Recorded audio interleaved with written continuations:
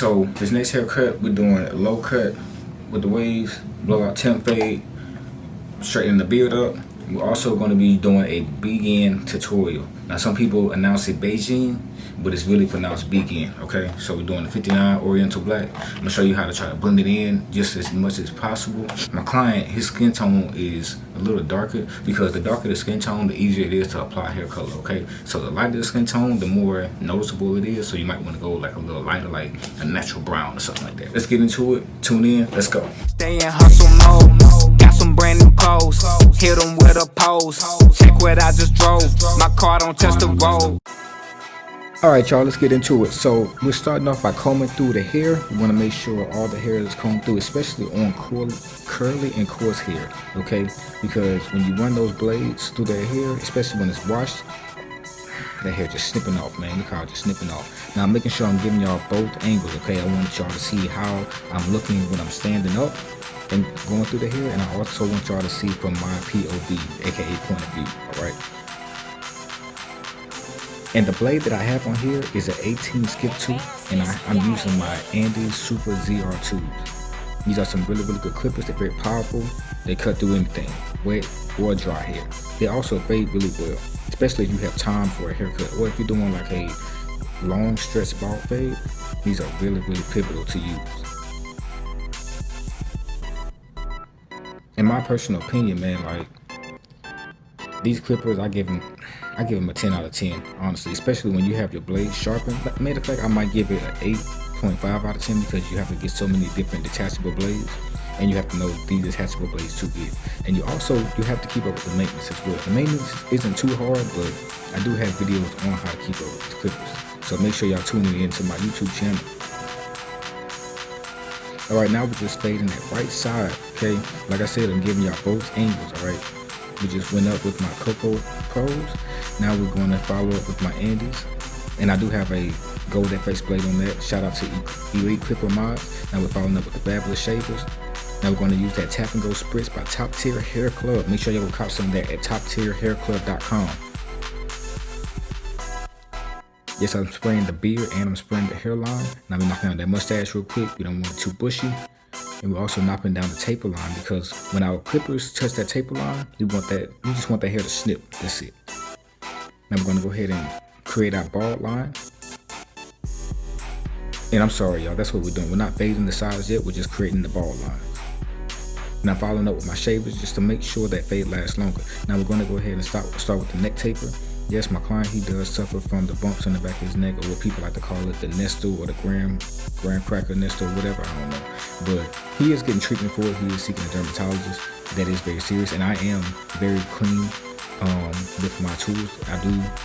I do clean, disinfect, and I also sterilize. Now this guard that I have on here, that #1 single magnetic, man, that thing works wonders. I encourage every barber to get that. It fits on most blades too. You see, I have these on my couple hair pros. They can also fit on the walls. They can fit on pretty much any clipper blade. But I do recommend it. Now we're going to go ahead and start off this hairline first before we get into the fade process. The reason why I start into my hairlines is only because you want to be able to see where your fade is going. Sometimes people can just be throwing blank shots, like how I like to call it, and they just guess what the fade is, and the line brings out the line brings out all the spots in your fade that needs to be cleaned up. In actuality, if you're a great fader, you can go ahead and start the hairline first, and this is like your first initial guideline, because it also makes the haircut last longer, because haircut prices are higher nowadays, so you want these hairlines to last longer, and you want them to look sharp, but you don't want to go too deep into the hairline.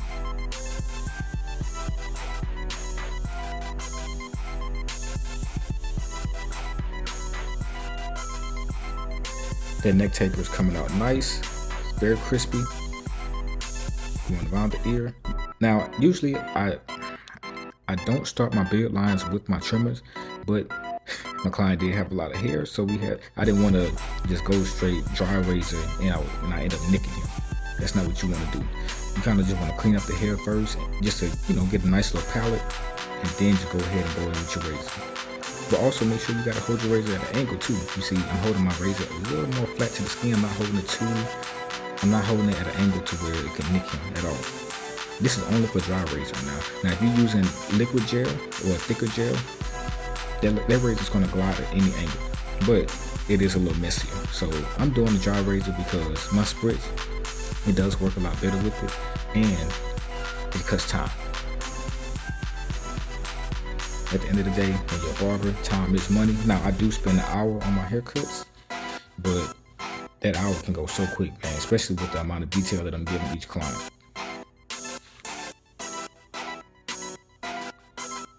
Once again, we're going behind that ear. We're not going too high around that ear either. Making sure y'all can see both angles. Now, make sure I take my time with the neck taper because the neck is a very sensitive area. Don't be cutting your clients up, y'all. I hate seeing those cuts in the back of the neck. Now we're just following up with doing the other side of the beard, that right side. As you can see I have my blade. Now you can see it better at this angle. I have my blade angle a little more straight. I don't have it at an angle too much. So I guess you could say it's at like 90 degrees. Alright, let's start this fade process. So I'm starting with my lever all the way open on my corporate hair pros. Now if you use the Andes Masters, these are pretty much equivalent to using those. Except to me, the blades actually work a little bit better. They're both taper blades on the Masters and the corporate hair pros, but these taper blades, man, they snip, I guarantee you. Now I'm following up with my 1.5. I'm just going up just to make sure I have all those hairs, just to make sure my blend is going smooth. I'm also tapping that beard. Now, when you're fading out that beard, man, you have to do it at an angle. You see I'm kind of turning a little bit because that's the direction that the hair is going. And you also don't want to go too deep into the beard because you'll end up fading a little too much more hair than what you expected. So you can exaggerate, but just be careful when you are exaggerating.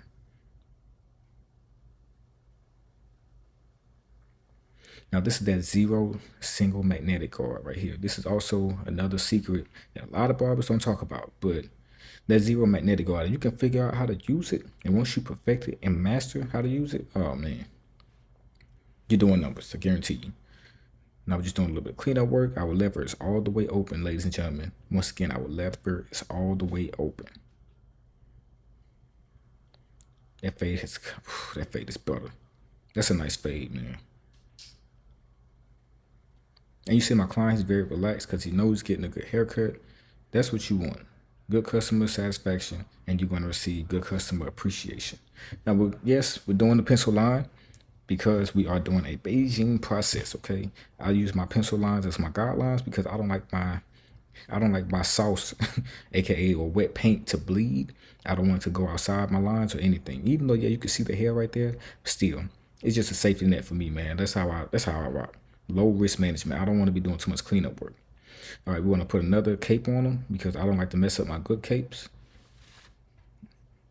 That dye is very, very staining, per se.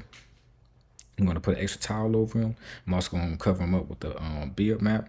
Now, when you're mixing up your sauce, you want to make sure it's still thick, but it's liquidated just enough. It's almost at a pasted material, you know, because that paste has to dry on the hair and the skin. So I used to always start with that beard line first. I always start with the beard first because most of the time the beard is the longest. It takes the longest to turn. And also people, they would rather for the color to take on the beard before they take on the hair. Unless, you know, you have an individual with gray hairs. But in my personal preference, I always start with the beard. And you see in that fade area, that's where it gets very, very tricky. So that's why I'm combing through to make sure that that dye isn't going up too high in the fade area. But sometimes it may bleed a little bit. But the thing I love about Bigen is the fact that when you're wearing the dye, okay, after a week, after washing it with cold water, that's when it starts to look more natural. 2 weeks after after having the dye in your head, that's when it looks like, oh wow, you still look like you have a fresh haircut, you know? So if you apply it right, yes, it comes out dark, but like I said in the beginning of the video, my client, he has a darker tone skin color, so it'll still look a lot more natural. But for lighter tone skin colors, you might want to go with a natural brown, or you'll have to wait a week for that color to really fade out, but it's still going to be there because that Bigen is very, very strong. It's going to lock in. Now, my client, he likes for his whole head to be dyed, so we're doing the whole head, even the even the crown. Now, you see in the fade area, like I said, it can be very, very tricky, so you got to make sure you're combing that color throughout in the hair. and into the fade area, because you don't want that color to bleed, because that color can stain and can throw off your fade, and your client will be waiting almost 3 days for that color to really wash out or just blend out on its own. All right, now we're combing through that beard. We're making sure all the hair is colored, or it at least has color applied to it, because you don't want any spots or any patches. You want everything to be consistent. You want everything to just flow. Man, the color's already changed. It doesn't take too long either. I mean, when you're doing the Bigen process, it is a longer process. It'll take up to about 20 minutes just to apply the color, make sure the hair is dry, and then wash it out. So, in my personal opinion, as a barber, if you're offering this service in the shop, you're going to need at least about 2 hours just to make sure, and especially if you want to do that detailed amount of work. Now, if you can get it done in an hour, man, please post that online. I would love to see that, but I like to take my time. Now, you see right here, I'm just blow drying on all high heat just to make sure. Yeah, now you see it looks crunchy. His hair is pulling, and I got him doing it himself because that is a lot of hard work. I don't want to be holding the blow dryer for almost 10 minutes, but yeah, that Bigen is dry. It's ready to go. We washed it out. All right, now this is that Top Tier Hair Club foam wrap, okay? If you haven't seen it yet, man, you need to go ahead and do some more research. Go ahead and watch my YouTube shorts. Make sure you can go check out my Instagram. I have more videos and tutorials on how to use it, but it does lay that hair down and activate those curls, and it helps to compress the hair, but also moisturize the hair at the same time. With someone with waves, you can also curl your hair up with it as well. And I'll also make another video on that. Now, this wave brush, I'm sure most people, they don't know how to brush people's hair, so I usually use the butt of the brush, as you can see. Now, this is that hot pick comb. My bad, y'all. Hot pick comb made by Sharpened. I'm playing. That's on the box though, but it's called Sharpened hot pick tooth comb. All right, now we're just applying some more Spritz to make sure that skin is dry, because I do want to make sure my lines are still crispy and sharp. We're going to go ahead and apply the do-rag, and we're going to blow dry on all high heat, okay? It's going to get those waves baking. All right, now we're going to do a wave check. Now on this other angle, you see I got that razor blade working. Yes, indeed, ladies and gentlemen, this cut came out like butter. The fade is nice. It blended in well with the color as well. I'm really proud of myself. You know, a lot of times when people are doing their hair color, man, it can be a toss-up, you know, especially when you don't know what you're doing. But if you actually take time to study what you're doing, you'll be more confident. And you'll be more confident in your work and your turnout. And also, if anything goes wrong, you can kind of pivot and bounce back and make sure you can change what's happening. Because, you know, when you're doing a hair dye, especially when it's all black, yeah, it can turn out pretty it can turn out pretty dark sometimes. All right, man, this is the haircut. This is the iPhone angle. This is through the iPhone lens. I hope y'all like it. I'm going to also give y'all the DSLR angle in that view. But man, this haircut came out nice. This is the enhancements. It looks natural. That was the goal. If you like it, please give it a thumbs up. This is the DSLR angle. Please make sure y'all like, comment, and subscribe, okay? We have more videos coming. I hope y'all learned something. If you did, please drop a thumbs up or a fire emoji in the comment section, and be ready for the next drop next week. Thank y'all. Have a good one. And we out. Stay in hustle mode. Got some brand new clothes. Hit them with a pose. Check what I just drove. My car don't touch the road.